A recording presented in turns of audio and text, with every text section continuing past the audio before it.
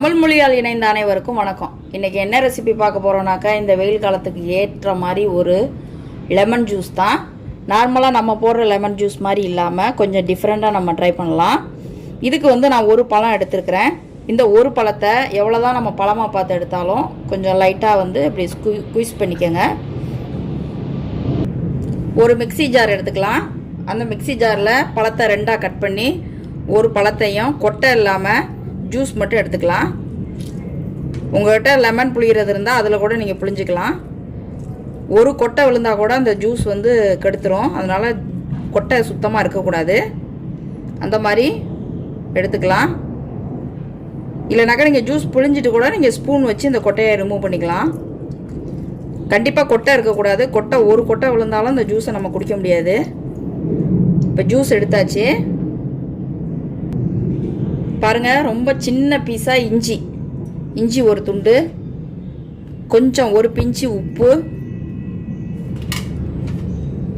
ஒரு லெமன், ஒரு கொத்தமல்லி இலையும் ஒரே ஒரு புதினா இலையும் நான் சின்னதாக கசக்கி வச்சுருக்கிறேன். ஒன்று தான் போடணும், ரொம்ப போடக்கூடாது. நமக்கு ஃப்ளேவர் பிடிக்குது அப்படிங்கிறதுக்காக நிறையா சேர்த்துறாதீங்க.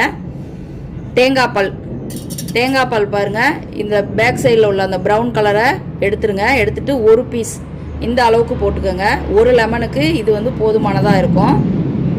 இப்போ கடைசியாக நம்ம சுகர் உங்களோட விருப்பத்துக்கு தகுந்த மாதிரி சேர்த்துக்கோங்க. ஆனால் ஒரு பழத்துக்கு ஆல்மோஸ்ட்டு பெரிய ஸ்பூனில் ஒரு ஸ்பூன் இனாஃப். இதை போட்டு ஒரு அரை டம்ளர் தண்ணி ஊற்றி மிக்சியில் நல்லா ஃபைனாக அரைச்சிருங்க. மிக்சியில் ஒரு 2-3 தடவை நல்லா அரைச்சிருங்க. அந்த தேங்காய் இது எல்லாமே சேர்ந்து நல்லா அரைப்படணும். அதுக்கு தகுந்த மாதிரி நம்ம அரைச்சி எடுத்துகிட்டு வந்துடலாம். இப்போது இது கூடவே இந்த தோல் நம்ம பிழிஞ்சோம்ல, அந்த தோலில் ஒரு சின்ன பகுதி இதையும் சேர்த்து போட்டு அரைச்சிக்கலாம். இப்படி அரைக்கிறனால இந்த ஃப்ளேவர் ரொம்ப ஸ்ட்ராங்காக ரொம்ப நல்லாயிருக்கும். ட்ரை பண்ணி பாருங்கள். இப்போ நம்ம அரைச்சி எடுத்து வந்துடுவோம். அரைச்சி எடுத்துகிட்டு வந்தாச்சு. இப்போ கப்பில் ஐஸ் க்யூப் போட்டிருக்கேன். உங்களுக்கு வேணும்னா ஐஸ் க்யூப் போட்டுக்கோங்க, அப்படி இல்லைனாக்கா வேண்டாம். இப்போ இதில் ஊற்றிடலாம். உங்களுக்கு தேவைன்னாக்கா நீங்கள் வடிகட்டி கூட யூஸ் பண்ணலாம்.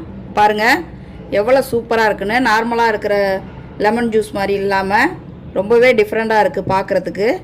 பார்க்குறதுக்கு மட்டும் இல்லைங்க, குடிக்கிறதுக்குமே ரொம்ப டிஃப்ரெண்ட்டாக இருக்கும். கண்டிப்பாக ட்ரை பண்ணி பாருங்கள். இந்த மாதிரி நீங்கள் ட்ரை பண்ணிங்கன்னா நெக்ஸ்ட் டைம் கண்டிப்பாக இந்த மாதிரி மட்டுமே நீங்கள் லெமன் ஜூஸ் போடுவீங்க. கண்டிப்பாக ட்ரை பண்ணுங்கள். நம்ம சேனலை சப்ஸ்கிரைப் பண்ணுங்கள். உங்கள் ஃப்ரெண்ட்ஸோட ஷேர் பண்ணுங்கள். தேங்க்யூ.